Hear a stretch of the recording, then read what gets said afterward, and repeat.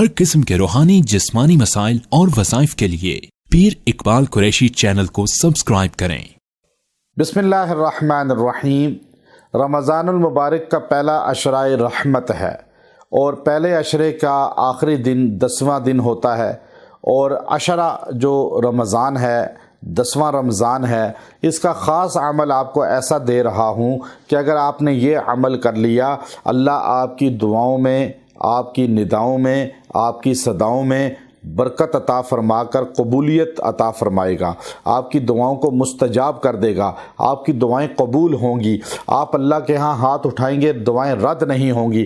آج بہت بڑا طبقہ ہے جو یہ کہتا ہے ہماری دعائیں قبول نہیں ہوتی، ہم روتے ہیں، مانگتے ہیں اللہ سے، اللہ تعالیٰ ہماری دعائیں قبول نہیں کرتا۔ یاد رکھیں، اللہ سنتا بھی ہے، قبول بھی کرتا ہے، کوتاہی ہمارے پہ ہوتی ہے۔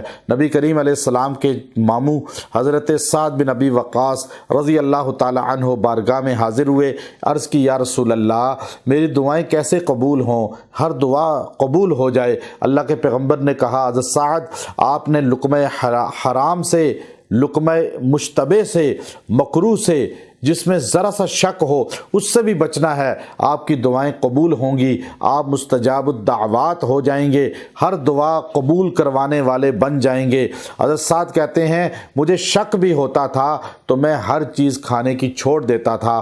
آج ہم کھانا کھاتے ہیں پتہ ہی نہیں ہوتا حلال کا ہے حرام کا ہے، گوشت جو ذبح ہوا یہ کس کے ہاتھ کا ہے، اس پہ تکبیر ہوئی یا نہیں ہوئی، یا پھر جو کھانا ہم کھا رہے ہیں یہ غبن کا پیسہ تو نہیں ہے جو ہمیں کھلا رہا ہے، کہیں چوری ڈکیتی یا سود یا رشوت یا زمین قبضے کر کے پیسہ تو نہیں بنائی اس نے۔ تو یہ سب چیزیں دیکھ کر جب آپ پیسہ لیں گے اور پھر کھانا کھائیں گے آپ کی دعائیں قبول ہو جائیں گی۔ تو یاد رکھیں، آپ 10ویں رمضان کو دن میں یا رات میں کسی بھی پہر آپ نے یہ عمل کرنا ہے۔ سورہ اعراف آیت نمبر 55، اس کا یہ آیت آپ نے تلاوت کرنی ہے، ادعوا ربکم تضرعا وخفیا، ادعوا ربکم تضرعا وخفیا۔